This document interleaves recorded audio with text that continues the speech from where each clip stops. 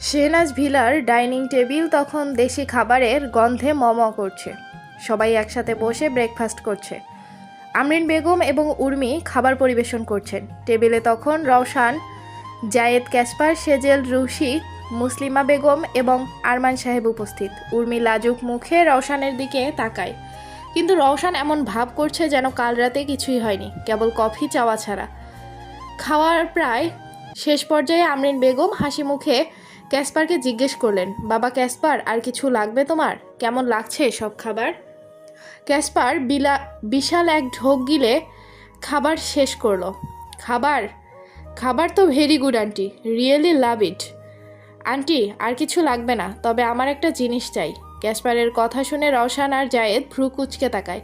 ওরা দুজনই আন্দাজ করতে পারছে ক্যাসপার কিছু একটা কাণ্ড ঘটাতে চলেছে। আমরিন বেগম তখন স্নেহ ভরে বললেন, কী জিনিস লাগবে তোমার বাবা? বলো, আমি এখনই ব্যবস্থা করে দিচ্ছি। ক্যাসপার ক্যাবলা হেসে মাথা চুলকে বলল, আন্টি, আমার একটা বদনা চাই। ক্যাসপারের কথা শুনে রওশান আর জায়েদ বিষম খেল।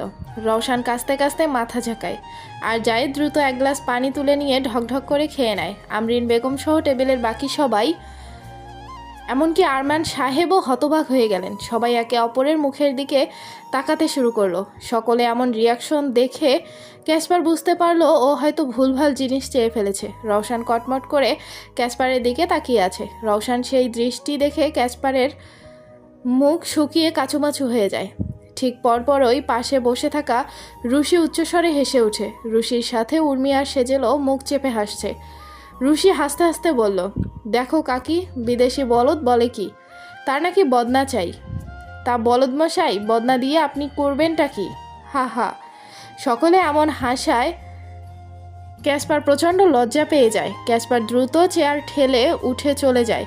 আমরিন বেগম তখন সবাইকে ধমক দিয়ে বললেন, সবাই থামতো, তোদের জন্য ছেলেটা কেমন খাবার ছেড়ে উঠে গেল। জায়েদ তখন ফিসফিস করে বিড়বিড় করে বললে, গাধাটা কখন কোথায় কি বলতে হয় এখনও শিখল না। ক্যাসপার দ্রুত ডাইনিং টেবিল ছেড়ে উপরে চলে গেল। রুশি তখনও হাসতে হাসতে চেয়ারের গড়িয়ে পড়ছে। ব্রেকফাস্ট শেষ হওয়ার পর রওশান, জায়েদ এবং ক্যাসপার তিন বন্ধু মিলে ঢাকা শহরে বাইরে বের হয় ঘুরতে। জায়েদ ক্যাসপারকে সান্ত্বনা দিতে দিতে বলল, আরে বাদ দে, তুই তো জানিস বদনা জিনিসটা কতটা গুরুত্বপূর্ণ, তুই ভুল কিছু চাসনি, এতে লজ্জা পাওয়ার কিছু নেই। তাহলে সবাই হাসলো কেন? রওশান বিরক্তিতে ওদের দিকে একবার ধমকের স্বরে তাকিয়ে বলল, তোরা দুজন থামবি? রওশানের ধমকে দুজন ভয়ে চুপসে যায়। উর্মি, সেজেল এবং রুশি মুসলিমা বেগমের ঘরে আড্ডা দিচ্ছিল। ঘরে প্রবেশ করেই মুসলিমা বেগম উর্মির দিকে তাকিয়ে দুষ্টু হেসে বলেন, ওই মাইয়া, তোর সংসার কেমন চলছে? স্বামীরে সন্তুষ্ট করতে পারস তো? উর্মি থতমত খেয়ে মাথা নিচু করে ফেলে। কি বলবে তা বুঝে উঠতে পারে না। রুশি মুসলিমা বেগমের কানে কানে ফিসফিস করে বলল, দাদি, তুমি তো তোমার জামাইয়ের সাথে প্রেম করার সুযোগ পাওনি, এখন এই সতীনকে জিজ্ঞেস করো ওদের প্রেম কেমন চলছে। মুসলিমা বেগম হেসে উর্মিকে লজ্জা দিতে শুরু করলেন, হ্যাঁ রে সতীন আমার, তোর জামাই তোকে কেমন আদর সোহাগ করলো। উর্মি তো লজ্জায় টমেটোর মতো লাল হয়ে যায়। উর্মি এমনভাবে চুপ করে রয়েছে যেন ওর সারা শরীর থেকে বাষ্প বের হচ্ছে। রুশি উর্মির এমন লজ্জামাখা মুখ দেখে হৈ হৈ করে উঠল। উর্মি এবার রেগে ফোঁস করে উঠে মুখ কাচুমাচু করে বলল, দাদি, কী সব প্রশ্ন করছো? তা দাদিকে নাতিপতির মুখ কবে দেখাবি শুনি? রুশি এমন প্রশ্নে উর্মি হতবাক হয়ে রুশির কান টেনে বলল, কী সব বলছিস তুই? খুব পেকেছিস না? দাঁড়া, খালাকে বলে তোরও বিয়ের ব্যবস্থা করছি। রুশির চোখ চকচক করে ওঠে। রুশি হাসতে হাসতে বলে, প্লিজ বোন, দ্রুত কর, আমারও বিয়ে করে জামাই নিয়ে বাসর করতে মন চায়। শুধু একবার বিয়ে করি, তোরে বছরে বছরে খালামণি বানাবো। ওদের এসব কথা শুনে চুপচাপ বসে থাকা সেজেলও হাসি চেপে রাখতে পারে না। সেজেল হাসতে দেখে রুশি, উর্মি আর মুসলিমা বেগম সবাই হেসে ফেলে। সন্ধ্যায় রওশনারা সবাই ঘুরে ফিরে চলে এসেছে।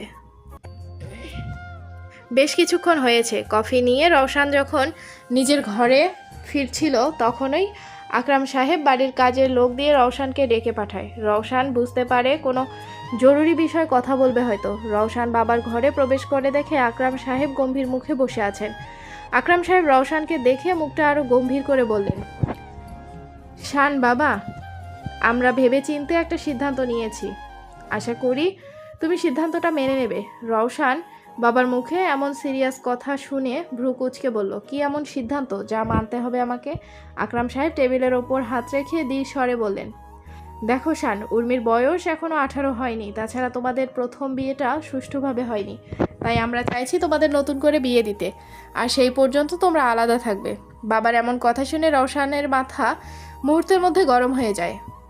একবার বহু কষ্ট করে বিয়ে করেছে, বাসরও করেছে, সব কিছুর পর নাকি ওকে এখন বউ ছাড়া থাকতে হবে। রওশান এক প্রকার চিৎকার করে বলল, ইম্পসিবল বাবা, তুমি বললে একবার না 10 বার বিয়ে করবো ওকে, কিন্তু আমার বউ আমার সাথেই থাকবে, ব্যাস। রওশানের কথা শুনে আকরাম সাহেব রেগে গেলেন। লজ্জা শরম কি সুইজারল্যান্ডে ফেলে এসেছো? নির্লজ্জ ছেলে, বাচ্চা একটা মেয়ে, ওকে তুমি বড় হওয়ার সুযোগ দিচ্ছ না। আর কত বড় হবে ও? যথেষ্ট বড় হয়েছে, বাকিটা না হয় আমি দায়িত্ব সহকারে করে নেব। রওশান তার বাবার দিকে এগিয়ে গিয়ে মাথা নেড়ে আবারও বলল, তবু এই বয়সে বউ ছাড়া থাকতে পারবো না। বেয়াদব, ও এখনো ছোট। ছোট ছোট তাহলে বিয়ে কেন দিয়েছিলে? বিয়ে যখন দিয়েছো তখন আমার সাথেই থাকবে। 2 বছর অপেক্ষা করার ধৈর্য নেই আমার। আকরাম সাহেব পরে মাথা ঠান্ডা করার চেষ্টা করে কিছু বলতে নিলেই রওশান তাকে থামিয়ে দিল। আমাকে বউ ছাড়া করতে গেলে আমি তোমাকেও বউ ছাড়া করব। বলে রাখলাম বাবা, তাই এই বয়সে মাকে ছাড়া না থাকতে চাইলে চুপচাপ আমার কথা মেনে নাও। বলেই রওশান আর কোনো কথা না বলে দ্রুত ঘর থেকে বেরিয়ে গেল। আকরাম সাহেব হতাশায় চেয়ারে হেলান দিয়ে দীর্ঘশ্বাস ফেললেন। কি অসভ্য ছেলে জন্ম দিলাম, বউ পাগলা একটা। রওশান ঘর থেকে বেরিয়েই উর্মিকে খুঁজতে শুরু করে। মনে মনে ভাবলো, 10টা না 5টা না, একটা মাত্র বউ আমার। তারপরও সবাই আমাকে বউ ছাড়া করতে চাচ্ছে। যাই, তাড়াতাড়ি বউ নিয়ে ঘরের দরজা দিই। রওশান দ্রুত মুসলিমা বেগমের ঘরের দিকে যেতে লাগে। যেতে যেতে ফিসফিস করে আওড়ায়, বউ, বাচ্চা বউ আমার কই রে? আজ সারাদিন তোকে কাছে না পেয়ে আমি বউয়ের অভাবে ভুগছি, তাড়াতাড়ি কাছে চলে আয় যান, একটু ব্যাটারি চার্জ করি। রওশান দাদির রুমে উঁকি মেরে দেখলো উর্মি তখনও সবার সাথে আড্ডা দিচ্ছে। রওশান মনে মনে ভাবলো, এদিকেও বউ খুঁজতে খুঁজতে পাগল হয়ে যাচ্ছে, আর ওর বউ এখানে সবার সাথে আরাম করে আড্ডা দিচ্ছে। রওশান দরজার ওপাশ থেকে উঁকি মেরে বলে উঠল, অনেক রাত হয়েছে তো, এখন কি আমি আমার বউটাকে নিয়ে যেতে পারি? রওশানের এমন কথায় সবাই হকচকিয়ে দরজার দিকে তাকায়। মুসলিমা বেগম হেসে বললেন, হ্যাঁ হ্যাঁ নিয়ে যাও, কিন্তু বউ পাইয়া তুমি তো এখন আমাকেই ভুলে গেছো দাদু ভাই। রুশি আর সেজেল মিটমিটি হাসছে। উর্মির লজ্জা এবং রাগ দুটোই হচ্ছে। রওশান ওকে বলল, আরে দাদি, তুমি তো আমার ডার্লিং, তোমাকে কি করে ভুলি বলো তো? হ্যাঁ হ্যাঁ জানি জানি, কত মনে রাখছো আমারে, আর মিশা কথা কইতে হবে না, যাও বউরে লইয়া যাও। উর্মি দ্রুত মুসলিমা বেগমের পাশে লুকালো, আমি এখন যাব না। রওশান এবার আর কথা বাড়ালো না, দ্রুত উর্মির কাছে গিয়ে এক ঝটকায় তাকে কোলে তুলে নিল। উর্মি তো এবার লজ্জায় আর কোনো কথাই বলতে পারছে না, 2 হাত দিয়ে চোখ মুখ তড়িৎ গতিতে ঢেকে নিল। রওশান উর্মিকে নিয়ে দ্রুত ঘর থেকে বেরিয়ে যায় এবং নিজের রুমের দিকে এগোতে লাগে। রওশান উর্মিকে নিয়ে রুমে এসে দরজাটা ভেতর থেকে আটকে দেয়। রওশান দরজা আটকে পেছনে ফিরতেই উর্মি এবার রাগে রওশানের কলার চেপে ধরে। রওশান উর্মির থেকে এতটাই উচ্চতায় বড় যে রওশানের কলার ধরতে উর্মিকে নিজের পায়ের আঙ্গুলে ভর দিয়ে উঁচু হতে হয়েছে। উর্মি রওশানের চোখে চোখ রেখে জিজ্ঞেস করে, দরজা কেন আটকাচ্ছেন? আপনার মতলব ঠিক লাগছে না কিন্তু। সারাদিন আমি বউ কাছে না পাবার অভাবে ভুগছি, তাই আজ একটু। কথাটা শেষ না করে সে দুষ্ট হাসি দিয়ে উর্মির দিকে তাকায়। উর্মি চোখ সরু করে রওশানকে রেগে কথা শুনিয়ে বলল, কি শুরু করছেন আপনি? ছি, আপনি আমাদের পরিবারের ছেলে হয়ে এত লুচ্চা কেমনে হলেন? আপনার থেকে তো রাস্তার বখাটে ছেলেরা ভালো। আমাদের বংশের ছেলেরা শান্ত ভদ্রলোক শুধু অন্য মেয়েদের জন্য, কিন্তু বউয়ের সামনে সার্টিফিকেট প্রাপ্ত লুচ্চা। চাইলে লুচ্চাগিরির নোবেলও দিতে পারিস। তোর বাপও তো লুচ্চা, তুই জানতিস না এতদিন? মোটেও না, ছি, আপনি এভাবে আমার বাবার নামে এসব বলতে পারেন না। আপনার না চাচা হয় বলেই ভালো করে বলতে পারতেছি, নিজের বংশেরই তো। আর তাছাড়া তোর বাপ যদি এতই সাধু সন্ন্যাসী হতো তাহলে তার প্রোডাকশনে তোর মতো প্রোডাক্ট ডাউনলোড হলো কি করে? সি, আপনার মতো লোকের সাথে আমি থাকবই না। আপনার সাথে যে কেন আমার বিয়ে হলো? বলে উর্মি রাগ করে চলে যেতে নিলে রওশান উর্মির হাত টেনে নিজের বুকের সাথে মিশিয়ে নেয়। উর্মি ঠোঁট ফুলিয়ে রওশানের দিকে তাকায়। রওশান উর্মির ঠোঁটে হালকা স্লাইড করে বলল, এতদিন বাচ্চা ছিলি, তারপরও তোকে ছাড় দেইনি। এখন সুস্থ সবল হেঁটে চলে ফেরা বউ আমার তুই, তাহলে কি করে ছাড় দিই বল? চল বাসরটা আমরা আবার করি।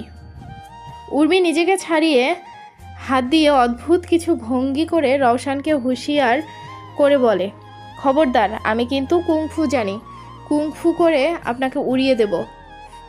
ফাং ফুং ফা। রওশান ভ্রুকুচকে জিজ্ঞেস করে, তুই কুংফু কোথা থেকে শিখলি? চাইনিজ ড্রামা থেকে দেখে শিখেছি। বেশি বাড়াবাড়ি করলে আপনাকে একটা লাথি মেরে উড়িয়ে দেব। রওশান দাঁত কামড়ে মনে মনে ভাবে, না, এর থেকে আমার বাচ্চা বউটাই ভালো ছিল, অন্তত আমার সব কথা তো শুনতো। রওশান উর্মির দিকে তাকিয়ে ধমকের স্বরে বলল, তোকে ফোন দেওয়ায় আমার উচিত হয়নি, এই ফোনই তোর না মাথাটা খেয়েছে। তুই দাঁড়া, আজ বাসরটা করি, কালই তোকে স্কুলে ভর্তি করিয়ে দিয়ে আসবো। মানে আমি এই বয়সে স্কুলে যাব? পাগল হয়েছেন নাকি? পাগল কেন হতে যাব? আমি চাই তুই পড়াশোনাটা শেষ কর, আর এখন এসব বাদ দে। চল আজ আবার বাসর করি। উর্মি কিছু বুঝে ওঠার আগেই রওশান উর্মিকে নিয়ে সোজা বিছানায় শুয়ে দেয়। রওশান উর্মির উপরে ঝুঁকে এসে ফিসফিস করে বলল, আজ জোর খাটাবো না পুতুল পরি, আজ তো শুধু ভালোবাসা হবে। বাবা তোকে আমার থেকে আলাদা করতে চাইছে, কিন্তু আমি একদিনও তোর থেকে দূরে থাকতে পারবো না। তাই আজ রাতে তুই আমাকে এমনভাবে জড়িয়ে ধর যেন কেউ তোকে আমার থেকে ছিনিয়ে নিতে না পারে। রওশানের এই আবেগপূর্ণ কথায় উর্মির রাগ মুহূর্তের মধ্যে উধাও হয়ে যায়। উর্মি রওশানের ঘাড়ে হাত রেখে বলল, কেউ পারবে না আপনার থেকে আমাকে আলাদা করতে, আমি শুধু আপনার। রওশান উর্মির কপালে গভীর চুমু খেলো, জানতাম তুই আমাকে কখনো একা করবি না। এরপর রওশান আর উর্মি দুজন দুজনের ভালোবাসার বাঁধনে জড়িয়ে নেয়। তাদের চুম্বন ঘন হলো, তাদের নিঃশ্বাস মিশে গেল। আকরাম সাহেবের আলটিমেটাম যেন তাদের সম্পর্ককে আরও গভীর করে তুলেছে। রওশান আষ্টে পৃষ্ঠে উর্মিকে নিজের সাথে মিশিয়ে নেয়। দুজনের নিঃশ্বাস প্রশ্বাস এক হয়ে মিলে যাচ্ছে বারংবার। পরের দিন সকাল, রওশানদের রুমে তখন ভোরের মিষ্টি আলো ঝলমল করছে। রওশান গভীর ঘুমে উর্মির কোমরে শক্ত করে হাত রেখে ঘুমিয়ে আছে, যেন পৃথিবীর কোনো শক্তি ওকে উর্মির থেকে আলাদা করতে পারবে না। আকরাম সাহেবের কঠোর আদেশ যেন কাল রাতে ওদের সম্পর্ককে আরও গভীর করে তুলেছে। উর্মির ঘুম ভাঙল আগে, চোখ খুলে রওশানের দিকে তাকালো, মুখে তখন কাল রাতের ভালোবাসার আভা, চোখে গভীর তৃপ্তি। উর্মি আলতো করে রওশানের হাত সরিয়ে উঠে বসে। উর্মি বিছানা থেকে নেমে ওয়াশরুমে যায়। ফ্রেশ হয়ে যখন বের হলো তখন রওশানও উঠে বসেছে। গুড মর্নিং পুতুল পরি। রওশান বিছানায় হেলান দিয়ে বসে উর্মির দিকে মুগ্ধ দৃষ্টিতে তাকালো। উর্মি লাজুক হেসে বলল, গুড মর্নিং, আপনি এখনও বিছানায়? নিচে সবাই নিশ্চয়ই উঠে গেছে। কথাটা শেষ না করেই রওশান দ্রুত বিছানা থেকে নেমে এলো। রওশান উর্মিকে জড়িয়ে ধরে কপালে একটা চুমু খেলো। ইটস গুড মর্নিং কিস জানস। উর্মি লজ্জা পেয়ে মাথা নিচু করে ফেলে, যা দেখে রওশান মুচকি হাসে। রওশান আর উর্মি নিচে ডাইনিং টেবিলে আসে। ক্যাসপার, রুশি, সেজেল তখনও বসে হাসি তামাশা করছিল। আমরিন বেগম এবং মুসলিমা বেগম খাবার পরিবেশন করছেন। রওশান উর্মি এসেও টেবিলে বসে যায়। হঠাৎ করেই খাবার খেতে খেতেই উর্মি অনুভব করে ওর মাথা ঘুরছে, পেটের ভেতরে কেমন যেন অস্বস্তি লাগছে। উর্মি খাবার টেবিলের ওপর ভর দিয়ে নিজেকে সামলানোর চেষ্টা করলো। উর্মি, কি হলো? রওশান উর্মির পরিবর্তন লক্ষ্য করে চিন্তিত হয়ে জিজ্ঞেস করলো। উর্মি দুর্বল কণ্ঠে বলল, কিছু না, আমি ঠিক আছি। কথাটা শেষ করার আগেই উর্মির চোখ বন্ধ হয়ে গেল। উর্মির হাত থেকে খাবারের প্লেটটি শব্দ করে মেঝেতে পড়ে যায় এবং উর্মি টেবিলের ওপরে এলিয়ে পড়ল। উর্মি!